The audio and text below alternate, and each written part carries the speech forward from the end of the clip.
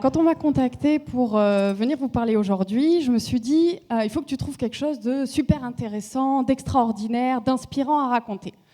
Et puis plus je réfléchissais, plus je me disais en fait j'ai envie de parler d'une action très simple, d'une action qui tient dans ma main, qui est ce petit dépliant qui fait 8 pages et qui présente les entreprises du patrimoine vivant dans le Pays Basque et dans le Béarn à travers une simple liste et une carte.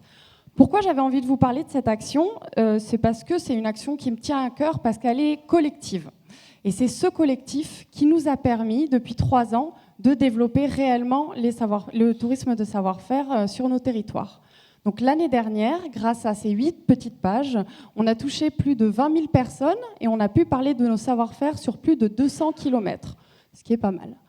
Donc pour vous raconter un petit peu l'histoire de cette initiative, tout a commencé en 2016 quand le label EPV a organisé les journées portes ouvertes des savoir-faire d'excellence et qu'on s'est dit que plutôt que de chacun ouvrir notre atelier de notre côté, avec un certain nombre d'entreprises, on allait se regrouper et essayer de réaliser un événement qui serait un peu plus conséquent et qui nous donnerait plus de visibilité. Donc 8 entreprises sur les 12 entreprises labellisées EPV au Pays Basque ont accepté de jouer le jeu.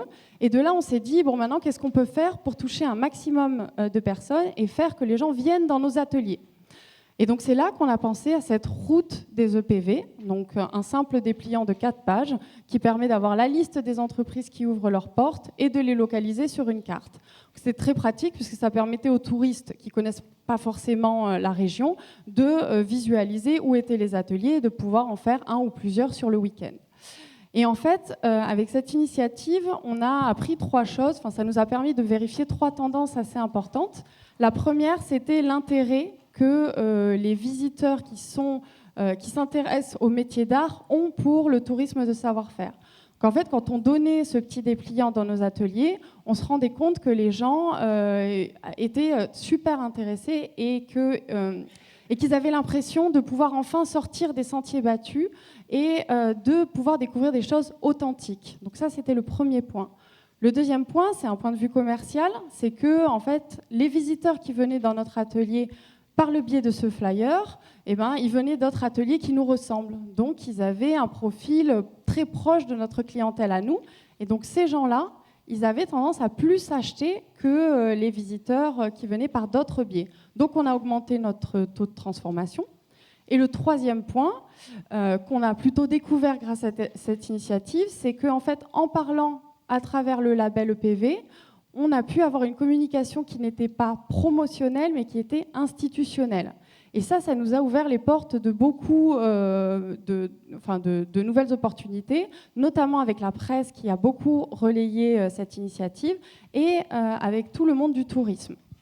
Donc tout ça pour dire qu'en 3 ans, on est passé de 8 entreprises à 17 entreprises qui participent à la plaquette.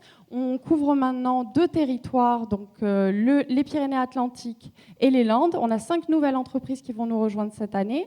On est distribué dans plus de 30 offices du tourisme. Et là, on est aujourd'hui en contact avec 2 agences qui organisent des circuits touristiques et qui veulent proposer à leurs clients cette route des EPV. Donc voilà. Eh bien, parfait. Il vous restait 30 secondes, mais félicitations, on n'est pas obligé.